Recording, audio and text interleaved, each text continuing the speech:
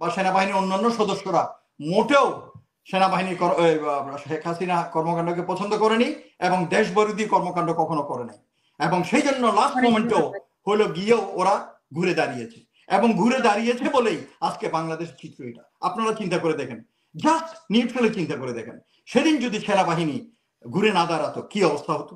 বর্তমানে অবস্থাতে সেনাবাহিনী যদি বিভিন্ন জায়গায় এই গ্রামে পুলিশের ডিউটি না করতো, দরজা বন্ধ করেও কি ঘুমাইতে পারতেন বাংলাদেশের লোক? লোহার গ্রিল লাগাইও ঘুমাইতে পারতেন?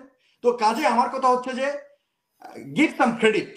সেনাবাহিনীকে সমালোচনার কাঠিকেরে সমালোচনা করলে আপনার নতুন নতুন বয়ান দিয়ে এই সেনা প্রধান আজকে দখল করে ফেলতেছে, আজকে জরুরি অবস্থা দিচ্ছে, আজকে মার্শাল ল দিচ্ছে, আজকে কু করতেছে, আজকে ইউনুসকে বাইর করে দিচ্ছে।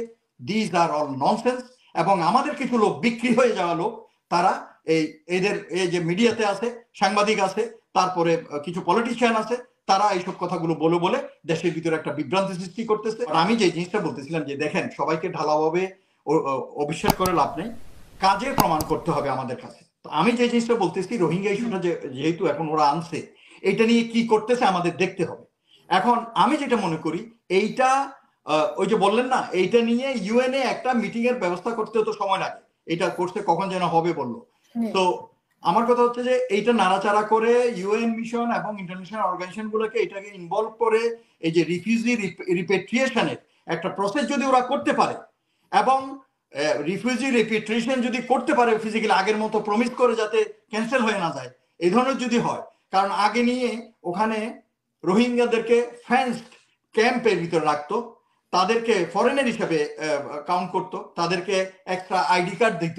তো এই ধরনের না, প্রপার ওয়েতে তাদের নিরাপত্তা, তাদের ওখানে থাকার ব্যবস্থা, তাদের পুরনো সত্তা নিয়ে ওখানে বেঁচে থাকার ব্যবস্থা যদি করে, ওই ধরনের প্রমিস যদি করে, এই ধরনের একটা অ্যারেঞ্জমেন্ট করে যদি রোহিঙ্গাদেরকে ফেরত পাঠানোর ব্যবস্থা করতে পারে, তাহলে আমি বলবো ওই যে মহসিন ভাই যেটা বলতেছিলেন যে হি ডাজন্ট এগ্রি, কিন্তু আমার কথা হচ্ছে, আমি যে জিনিসটা বলতেছি কাজে প্রমাণ হবে যে ডক্টর ইউনুস কিছু করতে পারলেন কি পারলেন না। বাট আমার কথা হচ্ছে যে হাফ ওয়েতে একজন একটা কাজে হাত দিছে, হাফ ওয়েতে আমরা যদি ওকে স্টপ করাই দিই বা ওকে হিন্ড্রেন্স করি, তাহলে that will not be right. আমার কথা হচ্ছে দেখি না, বাট বাংলাদেশের জনগণ চায় এবং বাংলাদেশের জনগণ উইল গিভ ক্রেডিট যদি রোহিঙ্গা রিফিউজিদেরকে রিপেট্রিয়েশনের একটা সুন্দর ভালো বন্দোবস্ত উনি করতে পারেন। এইটা একটা। আরেকটা যেটা বলেন সেনাবাহিনী নিয়ে, দেখুন ওই সেনাবাহিনী নিয়ে আপনি দেখবেন, আমি জেনারেল ওয়াকার সম্বন্ধে জানি, অনেকে হয়তো বলবে এখন ভাগ্যক্রমে বা দুর্ভাগ্যক্রমে আত্মীয় হয়ে গেছে বইলা সে পড়ে গেছে একটা মানিক্কা চিপায়। কথা বুঝতে পারছেন? আর আপনি যদি আমাকে বলেন কেন 600 জনকে ক্যান্টনমেন্টে থাকতে দিছিল, কেন হাসিনারে যাইতে দিল, ইটস এ ডিফারেন্ট টক। আপনি যদি আমার সাথে ওইটা নিয়ে আলাপ করতে চান, আই ক্যান টক, বা এনিবডি। দিয়েছিল এই বিষয়ে না, কিন্তু 626 জনকে রেখেছিলেন, এরপরে ওরা কোথায় হাওয়া হয়ে গেল সেই ব্যাপারটা আমরা জানি না। এটা নিয়ে এইটা ডিফারেন্ট ইস্যু। আমার কথা হচ্ছে যে এটা ডিফারেন্ট ইস্যু, এবং এগুলো সরকারের সাথে আলোচনা সাপেক্ষে সবকিছু হয়েছে। কথা বুঝতে পারছেন? আমি যতদূর জানি সরকারের মানে উইদাউট গভর্নমেন্ট নলেজ আর্মি কিছু করে নাই। তো আমার কথা হচ্ছে ওইটা ছাড়া আজ পর্যন্ত আপনারা আমাকে বলেন যে জেনারেল ওয়াকার যে কর্মকাণ্ডগুলো করছে, অনেকে যেমন সেদিন আমার ফেসবুকে একজন লিখছে যে তো স্যার ওরা জুলাই আন্দোলনের সময় ইয়ে করলো না কেন, গুলি চালাইছিল কেন? আমার কথা হচ্ছে ঠিক আছে, ডিরেক্ট বা শেখ হাসিনার ওই নষ্ট করে দেয়া কিছু অফিসার তো, কিছু সদস্য তো আছে, কিন্তু পুরো সেনাবাহিনী বা সেনাবাহিনী ইটসেলফ বা সেনাবাহিনীর অন্যান্য সদস্যরা মোটেও সেনাবাহিনী শেখ হাসিনা কর্মকাণ্ডকে পছন্দ করেনি এবং দেশবিরোধী কর্মকাণ্ড কখনো করে নাই। এবং সেই জন্য লাস্ট মোমেন্টেও হলো গিয়েও ওরা ঘুরে দাঁড়িয়েছে, এবং ঘুরে দাঁড়িয়েছে বলেই আজকে বাংলাদেশের চিত্র এটা। আপনারা চিন্তা করে দেখেন, জাস্ট নিউট্রালি চিন্তা করে দেখেন, সেদিন যদি সেনাবাহিনী ঘুরে না দাঁড়াতো কি অবস্থা হতো, কি অবস্থাটা দেশে হতো। অসংখ্য ধন্যবাদ রকুনুদ্দিন, শুনবো আপনাকে। আমি শেষ করি নাই তো, দাঁড়ান না। আচ্ছা, তারপর এই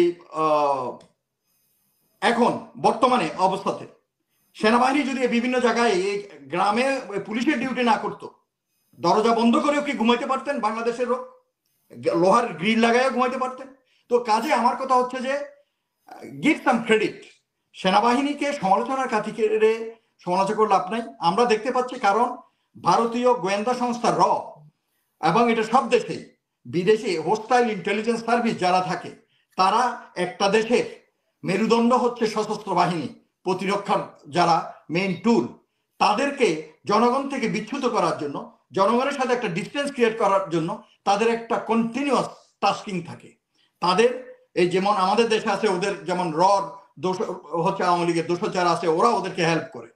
তো বিভিন্ন সরকারি সেক্টরে যারা বসে আছে এবং দেশের ভিতরে যারা আছে, এদের সহযোগিতায় ওরা আমাদের দেশে নিরন্তরভাবে চালিয়ে যাচ্ছে আমাদের সশস্ত্র বাহিনীকে, যাতে জনগণের সম্মান এবং অ্যাকসেপ্টেন্স থেকে দূরে সরে ফেলতে পারে।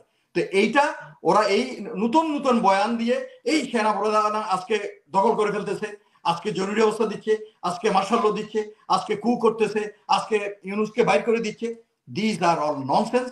এবং আমাদের কিছু লোক, বিক্রি হয়ে যাওয়া লোক, তারা এদের এই যে মিডিয়াতে আছে, সাংবাদিক আছে, তারপরে কিছু পলিটিশিয়ান আছে, তারা এইসব কথাগুলো বলে বলে দেশের ভিতরে একটা বিভ্রান্তি সৃষ্টি করতেছে, জনগণকে একটা মানে অশান্তির ভিতরে রাখতেছে। সেনাবাহিনী ইজ ওকে, এবং সরকারের সাথে সেনাবাহিনীর সম্পর্ক আছে। সেনাবাহিনী is always straight forward.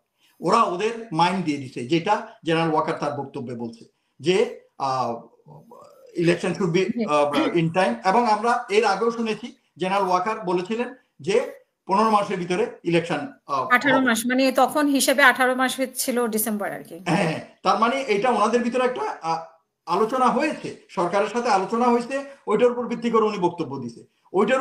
R doctor ইউনূসও বলছে ডিসেম্বর থেকে জুনের ভিতরে হবে। এবং আমি আপনাকে এর আগে বলতেছিলাম, অনুষ্ঠান শুরুর আগে বলতেছিলাম, ইফ ইউ রিমেম্বার, আমি এই যে mister Nasir chief election commissioner, উনিও বলছিলেন একটা কোথায় যেন বলতেছিলেন, আমি শুনছিলাম যে আমরা ডিসেম্বরকে সামনে রেখে আমাদের বাকি সব কাগজপত্রগুলো, ভোটার লিস্ট, এটা ওইটা গুলো কাজ শুরু করে দিছি অলরেডি। তো এরপরে উনি 2 দিন আগে এটাও বলেছেন, উনি মানে সেম ব্যক্তি বা সেম কমিশনে বলেছেন যে এখন জাতীয় নির্বাচনের জন্য মাঠ প্রস্তুত না, মানে সুষ্ঠু নির্বাচনের জন্য, সুষ্ঠু নির্বাচনের জন্য মাঠ প্রস্তুত না। মানে গত সপ্তাহে 2-3 দিন আগেই বলেছেন। আচ্ছা, তো এইটা হচ্ছে কথা আর কি। তো এখন ইলেকশন কখন হবে এটা সরকারের সিদ্ধান্ত, এবং সংস্কারের ব্যাপারে মহসিন সাহেব যেটা বললেন, আমি I fully agree with him. কারণ ওই কি হইছে, কি হওয়া উচিত ছিল এই 4 জুলাইয়ের পর, যে বিপ্লবী সরকার হওয়া উচিত ছিল, প্রেসিডেন্টকে বাদ দেওয়া উচিত ছিল, এই করা ছিল, যা হয় না, এটা আলোচনা করে সময় নষ্ট করে লাভ নাই। আমার কথা হচ্ছে যে এখন আমাদের দেশকে সামনের দিকে গণতন্ত্রের পথে সঠিকভাবে যাতে উত্তরণ করতে পারে, এটার জন্য আমাদের অসংখ্য ধন্যবাদ, চেষ্টা করতে হবে।